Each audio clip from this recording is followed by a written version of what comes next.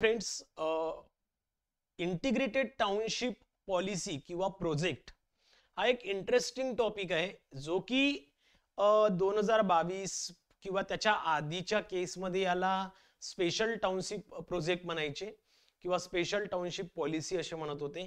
पण नंतर कालांतराने 2022 पासून याला इंटिग्रेटेड टाउनशिप प्रोजेक्ट म्हटलं गेलं आणि या पर्टिक्युलर इयरमध्ये याला डेव्हलपमेंट प्लॅनच्या अंतर्गत सुद्धा घेतल्या गेलं. अदरवाईज 2022च्या एक्झाम मध्ये जेव्हा आपण ITP स्टडी केली होती त्यावेळेला याला रिजनल प्लॅनच्या साठी कंडिशन मध्ये स्टडी करत होतो. बट काय झालंय की काही कंडिशन नुसार किंवा UDCPR नॉर्म्स नुसार याला डेव्हलपमेंट प्लॅन मध्ये सुद्धा आत्ता घेण्यात आलं. म्हणजेच काय तर तुम्ही ITP कुठे घेऊ शकता तर रिजनल प्लॅन ज्युरिडिक्शन मध्ये किंवा डेव्हलपमेंट प्लॅन ज्युरिडिक्शन मध्ये कुठेही घेऊ शकता, ऍज पर द कन्व्हिनियंट किंवा as per the rules regulations नुसार जिथे ITP होईल त्या ठिकाणी अशा पद्धतीने ITP घेऊ शकता. क्लियर. पुन्हा एकदा सांगतोय की ITP हा exam point of view important part आहे, सगळ्यात सोपा पार्ट आहे. कदाचित येणाऱ्या एक्झाम मध्ये तुम्हाला याच्यावर 2 क्वेश्चन्स बघायला मिळतील. म्हणजे साधारणतः आपण 4 मार्क्सचा जर का विचार केला तर ITP आपण 4 मार्क्स साठी स्टडी करणार आहोत. क्लियर. त्यामुळे कुठेही पॉइंट मिस करू नका किंवा कोणत्याही पॉइंटला तुम्ही सोडू नका.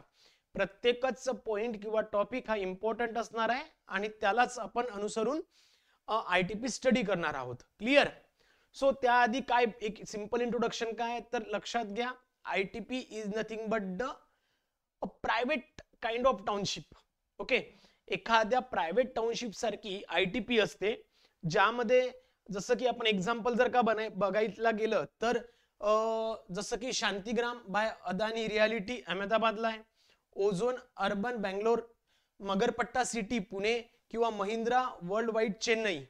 सो अशा वर्ल्ड सिटी चेन्नई. सो अशा ज्या ITPs आहे ज्या की आत्ता खूप प्रॉपर झालेल्या आहे. क्लियर. यामध्ये सगळ्यात महत्वाची गोष्ट काय असते की ज्या काही ITP आहे की ज्या कोणत्याही आतापर्यंतच्या ITP आहे याचं तुम्हाला बघितलं असेल की या काय प्रायव्हेट बेसिसवर रन केल्या गेल्या आहे. स्वतः जो मालक असेल, लँड ओनर असेल, डेव्हलपर असेल, या ITPच्या केसमध्ये आपण त्याला प्रोजेक्ट प्रपोनंट म्हणणार आहोत आणि तो प्रोजेक्ट प्रपोनंट काय करतो त्या ITPला डेव्हलप करतो. आता बऱ्याचशा लोकांच्या डोक्यात अशी कल्पना असते की यार टाउन प्लॅनिंग स्कीम आणि ITP सारखीच असते का? बिलकुल नाही. चुकूनही ITP आणि टाउन प्लॅनिंग स्कीम सारखी नाही.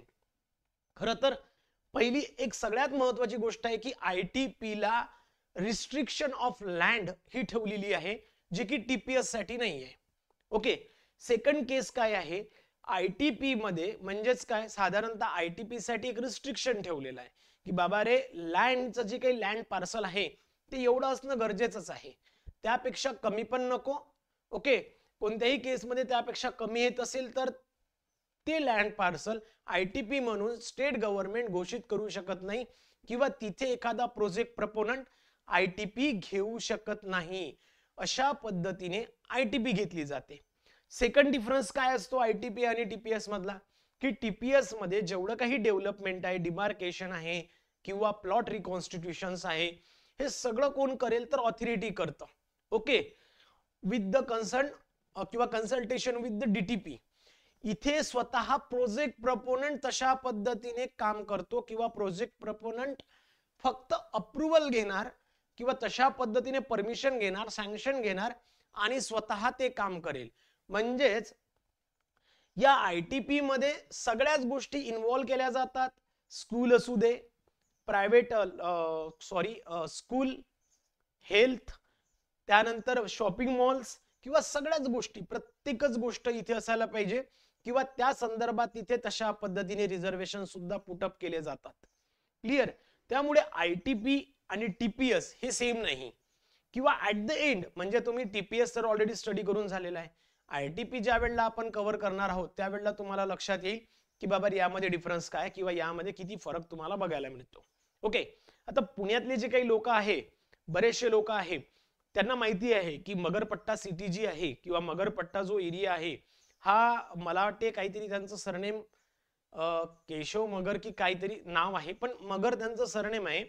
त्यांनी तशा पद्धतीने ते चेअरमन सुद्धा आहे त्या ITPचे, जे की त्यांनी number of Satish Magar, yes exactly, Satish Magar स्वतः त्या ITPचे चेअरमन आहे, जे की 450 एकर मध्ये ती ITP घेण्यात आली, ज्यामध्ये प्रायव्हेट मॉल्स, स्कूल, हायस्कूल्स, ज्या काही PSC सारखे जर काही असेल तर डिस्पेन्सरीज, सगळ्याच गोष्टीसाठी तिथे तशा पद्धतीने सुविधा उपलब्ध करून दिलेली आहे.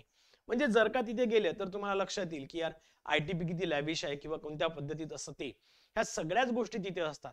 यासोबतच सगळ्यात मोठा एक कन्सेप्ट काय असतो की तिथे अफोर्डेबल हाऊसिंग सिस्टीमच्या अंतर्गत सोशल हाऊसिंग स्कीम ही सुद्धा त्या ITPच्या अंतर्गत असते, ज्यामध्ये काही पार्ट हा खूप कमी प्रमाणात किंवा खूप कमी कॉस्ट मध्ये माडाच्या अंतर्गत सेल केला जातो. तशा पद्धतीने लॉटरी काढल्या जातात आणि तो लोकांना राहण्यासाठी उपयोगी करून देतात. यासोबतच त्यातला बराचसा पार्ट किती काय ते आपण पुढे बघणार आहोत, तर तो रेंट वाईज सुद्धा अलाउड केला जातो. कारण काय की इझिली लगेच कोणी तो विकत घेऊ शकत नाही किंवा तशा पद्धतीने त्याला जर का लॉटरी लागत नसेल माडाच्या अंतर्गत, तर तो एखादा व्यक्ती तशा पद्धतीने रेंट वाईज सुद्धा तिथे राहू शकतो. आणि ITP सक्सेसफुल तेव्हाच होईल ज्या वेळेला LIG, MIG आणि HIG या तिघांचे कॉम्बिनेशन तिथे असेल, त्याच वेळेला ती ITP सक्सेसफुल होईल. सगळेच जर का HIG जर असले म्हणजे हाय इन्कम ग्रुप वाले, तर त्या केसमध्ये ती ITP सक्सेसफुल होऊ शकत नाही. एक साधं सिंपल जर का उदाहरण बघितलं तर प्रत्येक म्हणजे घरी कोणी ना कोणी काम करायला माणसं लागतात किंवा तिथनं ट्रान्सपोर्टेशन साठी काही ना तुम्हाला लागेल, तर मग अशा केसमध्ये हायर इन्कम ग्रुप प्रत्येक वेळेला अलाउड नाही होणार. त्यासाठी लोअर इन्कम ग्रुप किंवा EWS वाले लोक असायला पाहिजे, जेणेकरून तशा पद्धतीची मदत आणि खूप मोठी मदत ही त्यांच्याकडनं तुम्हाला मिळू शकते. त्यामुळे काय की एखादी ITP जर का सक्सेसफुल करायची असेल तर त्यामध्ये तिन्ही कॅटेगरीचे लोक म्हणजे LIG, MIG आणि HIG हे तिन्ही कॅटेगरीचे लोक त्या पर्टिक्युलर टाउनशिप मध्ये असणं गरजेचं असते. क्लिअर? बघा सिंपल आहे.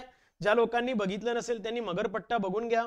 अशा पद्धतीने त्याचा एक व्ह्यू आहे किंवा अशा पद्धतीने तिला डेव्हलप करण्यात आलेला आहे. ओके, हा खूप शॉर्ट व्ह्यू तुम्हाला दिसतोय या मगरपट्टा सिटीचा, किंवा खूप शॉर्टकट पिक्चर मध्ये तुम्हाला मी दाखवायचा प्रयत्न करतो की ही कशा पद्धतीत डिझाईन केलेली आहे किंवा डिस्क्राइब केलेली आहे. क्लिअर? आणि इथे ह्या मगरपट्टामध्ये काही एकटा ओनरच आहे असं नाही आहे. नंबर ऑफ लँड पार्सल आहे. त्यावेळी सतीश मगर यांनी नंबर ऑफ जेवढे काही तिथले लँड ओनर होते त्यांना एकत्रित करून तशा पद्धतीने त्यांना फ्युचर पोटेन्शियल काय असू शकतं त्या जागेचं ह्याचा समज दिला, आणि त्यानंतर ते सगळे जण सोबत येऊन अशा पद्धतीची एक मगरपट्टा सिटी तिथे उभी आहे, जी की साधारणतः 450 एकरात म्हणजे 450 एकर मध्ये किंवा त्याच्या जवळपास त्या एवढ्या जागेत अशा पद्धतीने ITP घेतलेली आहे, जी की आता सक्सेसफुली रन होत आहे किंवा झालेली आहे असंही तुम्ही म्हणू शकता. क्लिअर? एकदम सिंपल आहे. तर या पर्टिक्युलर ITP ला खरं तर नेमकं काय काय असतं किंवा काय कंडिशन असतात लक्षात घ्या. As per the MRTP act किंवा Maharashtra regional town planning act 1966 च्या अंतर्गत किंवा त्याच्या रूल्स रेग्युलेशनच्या अंतर्गत तुम्ही कोणतीही ITP घेऊ शकता. क्लिअर? या संपूर्ण केसमध्ये ITP घेताना किंवा ITP तुम्हाला ज्या वेळेला अप्रूव्ह केली जाते त्यावेळेला ती एकतर सँक्शन प्लॅन, रिजनल प्लॅन किंवा डेव्हलपमेंट प्लॅनच्या अंतर्गत असणं खूप गरजेचं आहे. जसं मी तुम्हाला आधी सांगितलं की ITP किंवा स्पेशल टाउनशिप प्रोजेक्ट जो होता हा रिजनल प्लॅनच्या अंतर्गत घेतला जात होता. ओके, पण आताच्या केसमध्ये जर का बघितलं तर त्याला डेव्हलपमेंट प्लॅन आणि रिजनल प्लॅन दोन्ही मध्ये इन्क्लूड केलेला आहे. म्हणजे जर का एखादा प्रोजेक्ट प्रपोनंट डेव्हलपमेंट प्लॅन म्हणजेच within the jurisdiction of planning authority किंवा रिजनल प्लॅन ह्या दोन्ही केसमध्ये तो घेऊ शकतो. आता तुम्हालाही माहित आहे की MRTP ऍक्ट स्टडी केल्यावर रिस्पॉन्सिबिलिटी किंवा रिस्पॉन्सिबल पर्सन कोण असतो. जसं की DPच्या केसमध्ये जर येत असेल तर प्लॅनिंग ऑथॉरिटी असणार आहे, बरोबर आहे. कोण असेल? प्लॅनिंग ऑथॉरिटी असेल. आणि जर का रिजनल प्लॅनच्या केसमध्ये येत असेल तर तो जो कोणी कन्सर्न कलेक्टर असेल किंवा डिस्ट्रिक्ट कलेक्टर असेल तो असणार आहे. त्यामुळे लक्षात ठेवायचं की हायर परमिशन जी आहे ही तुम्हाला कोणाकोणाकडनं मिळणार आहे. म्हणजे डीपी आहे तर प्लॅनिंग ऑथॉरिटी, आरपी आहे तर concern collector of that area तो असणार आहे. सगळ्यात महत्वाची गोष्ट काय, जर का आयटीपी, बघा मी काय सांगतोय व्यवस्थित लक्षात घ्या आणि खूप इझी पद्धतीत आपण कव्हर करणार आहोत. पीपीटीज पण तुमच्या ऍक्ट नुसार नाहीये, पूर्णपणे चेंज केलेले आहे.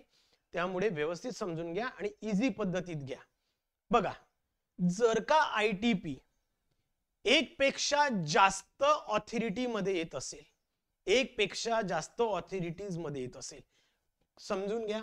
जर का इथे पुणे म्युनिसिपल कॉर्पोरेशन आहे, ही पुणे म्युनिसिपल कॉर्पोरेशन आहे आणि इकडे पिंपरी चिंचवड म्युनिसिपल कॉर्पोरेशन आहे, बरोबर आहे, ह्या दोघांच्या हद्दी आहे. जर का आयटीपी या दोन मध्ये जर का येत असेल, या दोन एरियाच्या मध्ये जर का येत असेल किंवा तशा पद्धतीने जर का होत असेल, किंवा जो कोणी प्रोजेक्ट प्रपोनंट असेल, प्रोजेक्ट प्रपोनंट म्हणजे कोण, लँड ओनर, क्लिअर, किंवा प्रोजेक्ट प्रपोनंट्स, यस याच्यासाठी लावतो, किंवा नंबर ऑफ लँड ओनर सुद्धा ओनरशिप एका व्यक्तीच्या नावावर तशा पद्धतीने त्याचे अधिकार पॉवर ऑफ अटर्नी अंतर्गत लिहून देऊ शकतात. त्यामुळे एकटाच ओनर राहील असं काही नाही, पण जेवढी काही ओनरशिप टायटल आहे हे खूप क्लिअर असायला पाहिजे, कोणत्याही पद्धतीचं डिस्प्यूट नसायला पाहिजे. मग या संपूर्ण केसमध्ये काय दिसतं की जर का आयटीपी एक पेक्षा जास्त ऑथॉरिटीज मध्ये येत असेल, मानून चला या दोन ऑथॉरिटी मध्ये असेल, तर या संपूर्ण केसमध्ये पीएमसीने त्या आयटीपीला हँडल करायचं की पीसीएमसीने त्याला हँडल करायचं, हे सगळं ठरवण्याचे अधिकार स्टेट गव्हर्नमेंटकडे असतात. म्हणजेच state government will decide who will give or which authority will give the location permission.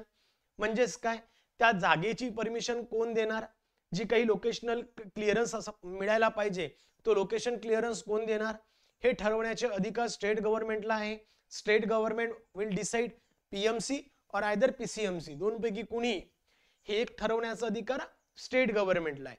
State government तशा पद्धतीने डायरेक्टिव्ह देणार की बाबा रे पीसीएमसी ने लोकेशन क्लिअरन्स द्यायचा, सुपरविजन पीसीएमसी ने करायला पाहिजे आणि त्यावर प्रॉपर सुपरवाइज किंवा बाकीचे जे काही परमिशन्स असतील त्या तुम्हाला पीसीएमसीच्या अंतर घ्यावे लागतील. हे सगळं ठरवण्याचा अधिकार कोणाला असेल तर स्टेट गव्हर्नमेंटला आहे. आता हे असं का बरं असतं, कारण काय होऊ शकतं, असं पण होऊ शकते की बाबा रे पीएमसी वाले म्हणतील नाही नाही आमचा एरिया जास्त गेला तर आम्ही अशा पद्धतीने डिसिजन घेणार किंवा याला सुपरवाइज आम्ही करणार किंवा बाकीच्या गोष्टी ज्या काही असेल नसेल त्या आमच्या अंतर्गत व्हायला पाहिजे. मग इथे काय होईल की कॉन्फ्लिक्ट तयार होण्याचे चान्सेस, त्या डिस्प्यूट होण्याचे चान्सेस जास्त आहे. म्हणजे जी आयटीपी स्मूथली व्हायला पाहिजे होती किंवा त्या प्रोजेक्ट प्रपोनंटला जे काही स्मूथली वर्क करायचं होतं ते काही इथे प्रॉपर होणार नाही आणि त्यालाच कुठेतरी एक आळा बसायला पाहिजे किंवा अशा गोष्टी अवॉइड व्हायला पाहिजे. यासाठी स्टेट गव्हर्नमेंटने इथे एक असा क्लॉज टाकून ठेवलाय की बाबा रे अशा जर का कंडिशन येत असतील तर decision will taken by the state government will directives who or which authority will give the location permission, which authority will supervise that ITP, ह्या सर्व गोष्टीचा अधिकार स्टेट गव्हर्नमेंटला दिलेला असतो. क्लिअर, म्हणून लक्षात ठेवायचंय जर का आयटीपी एकापेक्षा जास्त ठिकाणी येत असेल तर त्या केसमध्ये सगळा जो अधिकार ठरवण्याचा जो अधिकार आहे तो स्टेट गव्हर्नमेंटला आहे. स्टेट गव्हर्नमेंट ठरवून देणार लोकेशन परमिशन कोण देणार, सोबतच बाकीच्या ऑथॉरिटी परमिशन कोण देणार किंवा सुपरवाइज कोण करणार, अशा पद्धतीने स्टेट गव्हर्नमेंट हे ठरवेल. क्लिअर, यासोबतच आता नेमकी आयटीपी तुम्ही कुठे घेऊ शकता, सगळ्यात महत्वाचं खूप जास्त इम्पॉर्टंट आहे एक्झाम पॉइंट ऑफ व्ह्यू की आयटीपी नेमकी तुम्ही कुठे घेऊ शकता किंवा रिक्वायरमेंट ऑफ साइट काय आहे. बघा, खरं तर आयटीपी तुम्ही अशा ठिकाणी घेऊ शकता मित्रांनो जिथे मिनिमम, बघा मी काय बोलतोय, मिनिमम 40 हेक्टर म्हणजे 100 हेक्टर कंटिन्युअस अनब्रोकन लँड जिथं असेल सिंगल पीस मध्ये जिथे असेल तिथे तुम्ही आयटीपी घेऊ शकता. काय बोलतोय, आयटीपी घेण्यासाठीची पहिली कंडिशन अशी आहे की कमीत कमी 40 हेक्टर म्हणजेच 100 एकर जमीन असणं गरजेचं आहे. जी जमीन एकाच लोकेशनला असायला पाहिजे, कंटिन्युअस असायला पाहिजे, तुकड्यांमध्ये नसायला पाहिजे, कोणत्याही पद्धतीने ती डिवाइड नको व्हायला, अशा संपूर्ण केसमध्ये तुम्ही आयटीपी घेऊ शकता. जर का ती जमीन समजा 200 किंवा त्यापेक्षा जास्त हेक्टर किंवा एकर पेक्षा मोठी असेल, मानून चला की 200 हेक्टरची आहे, ओके, एक्झाम्पल आहे, किंवा खूप मोठा प्रोजेक्ट जर का होत असेल, तर त्या केसमध्ये तुम्हाला माहित आहे की आयटीपी घेण्यासाठी मिनिमम जी कंडिशन आहे ही किती आहे, 40 हेक्टरची आहे. मग जर का एखादी लँड 200 हेक्टर किंवा त्यापेक्षा मोठी असेल, तर साधारणतः इथे तुम्ही नंबर ऑफ पार्सल मध्ये आयटीपी घेऊ शकता, म्हणजे तुकड्या तुकड्यांमध्ये आयटीपी घेऊ शकता, पण एक तुकडा हा 40 हेक्टर पेक्षा कमी नसायला पाहिजे. लक्षात घ्या काय बोलतोय. तुम्ही जर का मोठी जर का प्रोजेक्ट असेल, तर त्या केसमध्ये तुम्ही आयटीपी तुकड्यांमध्ये घेऊ शकता, पण नंबर ऑफ पार्सल मध्ये घेऊ शकता, पण त्यामध्ये तो जो काही पार्सल ऑफ लँड असेल तो 40 हेक्टर म्हणजे 100 एकर पेक्षा कमी नसायला पाहिजे. मिनिमम 100 एकर किंवा 40 हेक्टर असणं गरजेचं आहे. क्लिअर. सोबतच ही 200 हेक्टरला तुम्ही ज्या वेळेला डेव्हलप करता, त्या केसमध्ये मिक्स लँड यूज म्हणजेच काय, त्या लँडचा वापर जो आहे तो मिक्स्ड यूज पद्धतीने व्हायला पाहिजे, जसं की रेसिडेन्शियल, कमर्शियल, ह्या सर्व गोष्टी तिथे प्रॉपरली अडॉप्ट व्हायला पाहिजे, जो की रेडियस 5 किलोमीटरच्या अंतर्गत म्हणजे 5 किलोमीटरच्या आतमध्ये तुम्हाला तशा पद्धतीने आयटीपी घेता येतील. बघा, जसं की सपोज मानून चला की हा 200 किंवा 220 हेक्टरचा एक प्लॉट आहे. मला वाटतंय की मी इथे 40 हेक्टरची एक आयटीपी घेतो, इथे 40 ची घेतो, इथे 40 ची घेतो, अशा पद्धतीने तुम्ही घेऊ शकता. पण जी कोणते एक लँड पार्सल असेल ती 40 हेक्टर पेक्षा कमी नसायला पाहिजे, म्हणजेच 100 एकर पेक्षा कमी नसायला पाहिजे कोणत्याही परिस्थितीत. यासोबतच जो काही रेडियस आहे ती विदिन 5 किलोमीटरच्या आतमध्ये ती आयटीपी येणं गरजेचं असते. ओके, आता मानून चला की जो काही 40 हेक्टर विषयी आपण बोलत होतो, म्हणजेच जो की कंटिन्युअस पाहिजे होता, अनब्रोकन पाहिजे होता, एका पर्टिक्युलर पीस मध्ये पाहिजे. चुकून एकाच मालकाची जमीन आहे किंवा 2-3 असेल, आणि यामध्ये काय झालंय की एक नाला गेला आहे, रिव्हर गेली आहे, रोड गेला आहे किंवा रेल्वे ट्रॅक आहे, काही का असे ना, या पर्टिक्युलर केसमुळे किंवा नॅचरल फीचर्समुळे, ओके, किंवा नॅचरल फीचर्समुळे जर का ती लँड 2 तुकड्यांमध्ये जर का डिवाइड होत असेल, ओके, आणि हे 2 तुकडे जर का तुम्ही मेजर करता तर हे कुठेतरी 50 हेक्टर होतील, ओके, पण यामध्ये प्रॉब्लेम काय आहे, हे 2 तुकडे, पण हा आहे 30 हेक्टरचा आणि हा आहे 20 हेक्टरचा, म्हणजे तसं जर बघितलं तर कुठेही तुम्ही सेपरेट आयटीपी घेऊ शकत नाही, इकडे पण कमी पडते, इकडे पण कमी पडते.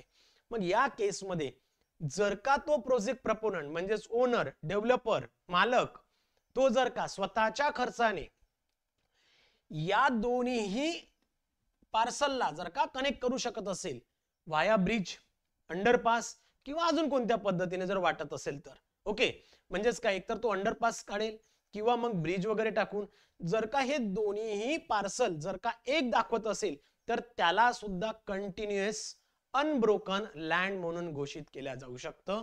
त्या केसमध्ये तिथे आयटीपी घोषित होऊ शकते किंवा तिथे आयटीपी घेण्याची परमिशन दिली जाऊ शकते. पण हे जो काही इथे तो जुगाड करणार आहे, म्हणजे जिथे ब्रिज टाकेल, अंडरपास तयार करेल, what ever it may be, याचा खर्च त्याने स्वतः बिअर करायला पाहिजे.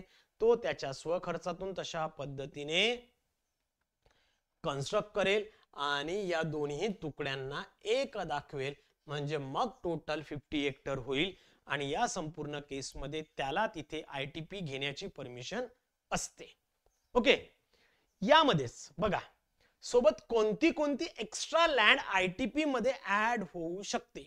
बघा कोणती लँड यामध्ये ऍड होणार, तर सगळ्यात महत्वाचा आहे अफॉरेस्टेशन झोन जो असतो, म्हणजे सामाजिक वनीकरणाची जी जागा असते ती यामध्ये ऍड होऊ शकते, पण ती जागा कोणतंही नोटिफाईड फॉरेस्ट नसायला पाहिजे, किंवा स्लोप जो असेल किंवा त्या अफॉरेस्टेशन झोनचा जो स्लोप आहे तो 1:5 पेक्षा जास्त नसायला पाहिजे, तरच ते अफॉरेस्टेशन झोन ITP मध्ये घेतल्या जाऊ शकते. बघा, नोटिफाईड फॉरेस्ट म्हणजेच काय, गव्हर्नमेंट किंवा फॉरेस्ट डिपार्टमेंटची ती जागा नसायला पाहिजे. यासोबतच जो काही जेंटल स्लोप आहे तो 1:5 पेक्षा जास्त नसायला पाहिजे, तरच तशा पद्धतीने तिथे अफॉरेस्टेशन झोनची जागा ही ITP मध्ये येऊ शकते. यासोबतच buffer zone of national park म्हणजे काय, जो आउटर पार्ट असतो. बघा, बफर झोन काय असतो. सो बघा, दिस इज द, हा जो पार्ट आहे मित्रांनो, हा जो एरिया आहे, हा एरिया असेल कदाचित नॅशनल पार्कचा किंवा त्या पर्टिक्युलर फॉरेस्टचा. तर याचा जो आउटर पार्ट आहे, म्हणजे हा जो काही बफर झोन आहे, हा जो बफर झोन आहे, ओके, हा, तर इथे सुद्धा ITP घेतल्या जाऊ शकते, इथे सुद्धा ITP घेतल्या जाऊ शकते.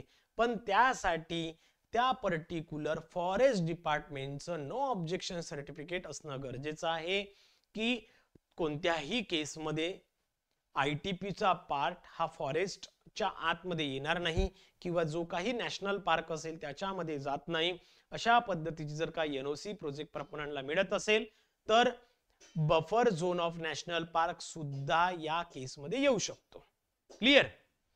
सोबतच ट्रायबल लँड सुद्धा ITP मध्ये घेतल्या जाऊ शकते, जर का महाराष्ट्र लँड रेव्हेन्यू कोडची जर का NOC असेल तर त्या अंतर्गत ती लँड सुद्धा तुम्ही स्वतः ITP मध्ये घेऊ शकता. सोबतच प्रायव्हेट फॉरेस्ट, जेवढेही प्रायव्हेट फॉरेस्ट असतील तर तो सुद्धा ITP मध्ये ऍड केला जाऊ शकतो. यासोबतच इको सेन्सिटिव्ह झोन किंवा CRZ चा जो काही बफर झोन असेल त्याला तुम्ही तिथे घेऊ शकता, ज्यामध्ये तशा पद्धतीने तुम्हाला NOCs असणं गरजेचं आहे from that respective department, such as environmental restriction जे काही असेल किंवा लिमिटेड परमिशन ज्या असेल ह्या तुम्हाला ज्या काही घालून दिल्या असेल त्या तुम्हाला त्याचं पालन करणं गरजेचं आहे. सोबतच CRZ area outside high tide line जी असते may be included subjected to the ministry of environment and फॉरेस्टच्या NOCs वर तुम्ही त्याला सुद्धा ऍड करू शकता. यासोबतच जो काही फ्लड प्रोन एरियाज आहे तो सुद्धा ऍड होऊ शकतो with respect to the blue and flood red लाईनचा जो काही डायरेक्टिव्ह असतील किंवा रूल्स रेग्युलेशन असेल हे त्यामध्ये ऍड करून तुम्ही ITP मध्ये त्याला ऍड करू शकता. यासोबतच hill top hill slope zone जो असेल तो सुद्धा अलाउड केला जाऊ शकतो, पण या केसमध्ये जो काही हिल टॉप हिल स्लोपचा एरिया आहे हा ऍड करताना ITP 40% पेक्षा जास्त त्या एरियामध्ये नसायला पाहिजे. क्लिअर. यासोबत सर्वात महत्वाचं म्हणजे काय, कदाचित यावर क्वेश्चन विचारला जाऊ शकतो की बाबा रे रिक्वायरमेंट ऑफ ऍसेस किंवा ऍसेसिबिलिटी रिक्वायरमेंट काय आहे. तर ITP जिथे घेताय तिथे तुम्हाला मिनिमम 18 मीटरचा ऍसेस असणं गरजेचं आहे. ओके, किती, 18 मीटर. It might be a existing और प्रपोज्ड, ठीक आहे, और प्रपोज्ड 18 मीटर गरजेचं आहे. बट इन केस जर का हा 12 मीटर असेल, 12 मीटर रोड विड्थ असेल, कधी जर का ही 12 मीटर रोड विड्थ असेल, कधी at the time of location clearance और म्हणजे लोकेशन क्लिअरन्स आहे किंवा लेटर ऑफ इंटेंटच्या वेळेला, जर का हा लेटर ऑफ इंटेंट म्हणजेच काय असतं तर पुढे सांगतो 1-2 मिनिटांनंतर. सो 12 मीटरची जर का विड्थ असेल, कधी जर का लोकेशन क्लिअरन्स दिलेला असेल, लोकेशन क्लिअरन्स और लेटर ऑफ इंटेंटच्या वेळेला जर का 12 मीटर विड्थ असेल तर ती अलाउ करतं. पण at the time of commencement certificate जर का 25% FSI पेक्षा जास्त दिलं जातं, ज्या वेळेला कमेन्समेंट सर्टिफिकेट 25% ऑफ FSI पेक्षा जास्त दिलं जातं, त्यावेळेला तो रोड 18 मीटरचं असणं गरजेचं आहे. अदरवाइज कमेन्समेंट सर्टिफिकेट दिलं जात नाही. म्हणजेच काय, कंपल्सरी 18 मीटरचा रोड असणं गरजेचं आहे. इट माइट बी एक्झिस्टिंग और प्रपोज्ड. प्रपोज आहे, उद्या होणार आहे, काही इश्यू नाही. त्या 12 मीटरच्या एक्झिस्टिंग वर किंवा 12 मीटरच्या रोडवर तुम्हाला लोकेशन क्लिअरन्स दिलं जाऊ शकतं किंवा लेटर ऑफ इंटेंट तुम्हाला अलाउ केलं जाऊ शकतं. पण कोणत्याही केसमध्ये 25% पेक्षा FSI ज्या वेळेला सँक्शन केला जातो किंवा त्याचं कमेन्समेंट सर्टिफिकेट दिलं जातं त्या वेळेला त्याचा रोड विड्थ ही 18 मीटर असणं गरजेचं असते. यासोबत कोणता एरिया हा ITP मध्ये ऍड होत नाही बघा, किंवा कोणत्या एरियामध्ये तुम्ही ITP घेऊ शकत नाही. कोणताही एखादा एरिया जो की गव्हर्नमेंट ऑफ महाराष्ट्राने नोटिफाईड केलेला आहे किंवा प्रायव्हेट फॉरेस्ट म्हणून एक्सक्लूड केलं असेल पण ऍज अ फॉरेस्ट म्हणून त्याला इन्क्लूड केलं असेल तर त्या एरियामध्ये तुम्हाला ITP घेता येत नाही. सोबतच water bodies, river, creeks, canal, reservoir, ETC हा एरिया ITP मध्ये येणार नाही. सोबतच CRZ core area within a high tide line, mangroves, tidal zone हा एरिया ITP मध्ये येणार नाही. नॅशनल पार्क, सँच्युरीज हा एरिया येणार नाही. Defence estate, cantonment board, quarry zone, SEZs, port areas, wildlife corridors, biosphere reservoir, गावठाण and congested area, historical and architectural monuments जे काही नोटिफाईड केले असेल स्टेट गव्हर्नमेंट ऑफ महाराष्ट्राने, any area specially excluded by the government of Maharashtra from time to time. जसं की notification काढलं जातं की हा एरिया या गोष्टीसाठी रिझर्व आहे, तशा पद्धतीने जर का notification time to time state government देत असेल किंवा महाराष्ट्र गव्हर्नमेंट देत असेल तर तो एरिया या ITP मध्ये ऍड होणार नाही. चला क्लिअर आहे. यासोबत 1-2 मिनिटाचा पार्ट जो आहे तो समजून घ्या, नंतर तुमचे काही क्वेश्चन असेल तर विचारू शकता. बघा इथे काय म्हटलंय की कोणताही कोर एरिया काय असतो की हा असतो कोणत्याही एखाद्या नोटिफाईड एरियाचा कोर एरिया. ओके, आता याच्या बाहेरचा जो एरिया असतो याला म्हणतोय आपण बफर झोन. याला काय म्हणतो? Buffer zone. आणि त्याच्या जो बाहेरचा एरिया असतो याला म्हणतो आपण ट्रान्झिशन झोन, जिथे की ह्युमन सेटलमेंट होऊ शकतं, जिथे ह्युमन सेटलमेंट होऊ शकतं. तर हा जो कोर एरिया असतो, हा जो कोर एरिया आहे इथे कोणत्याही पद्धतीचं कन्स्ट्रक्शन अलाउड नसते. क्लिअर? हा जो काही कोर एरिया आहे इथे कोणत्याही पद्धतीचं कन्स्ट्रक्शन किंवा डेव्हलपमेंट अलाउड नसेल other than notification by government of Maharashtra. बघा, an eco-sensitive zone is an area around the protected area such as a national park or a wildlife sanctuary that has been designated to the limit the impact of development. Over 2000 villages in Maharashtra get the ecological sensitive area tag. Some left out of the 60,000 square kilometer area of the Western Ghat of the Union Environment Ministry notified as a ecological sensitive on Wednesday, date गेली. 17,000 square kilometer area falls under the Maharashtra covering 2133 villages across the 12 district. म्हणजे हा जो काही area असेल हा area तुम्हाला as a eco sensitive zone म्हणून जो घोषित केलेला आहे, इथे कोणत्याही पद्धतीची ITP किंवा ऍज सच कन्स्ट्रक्शन करता येणार नाही. ओके, चला इथपर्यंत क्लिअर आहे का? मला एकदा